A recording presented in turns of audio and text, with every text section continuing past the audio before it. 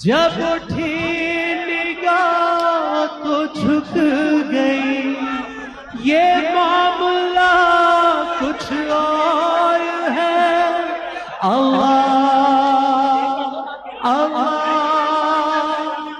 अल्लाह,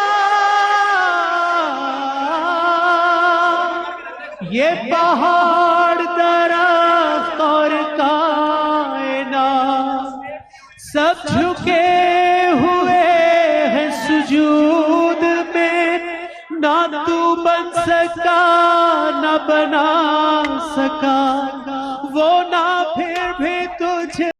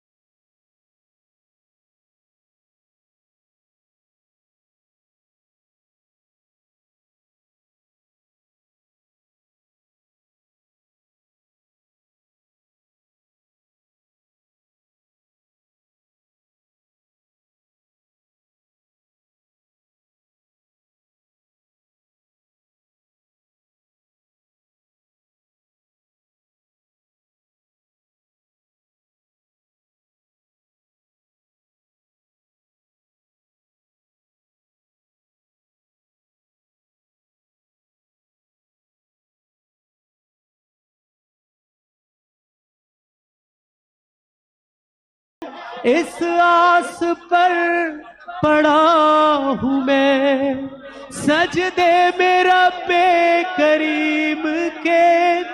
जो मैं गिर गया था मुकाम से, जो हम गिर गए थे मुकाम से, तू तो रब्बे आली मुकाम है।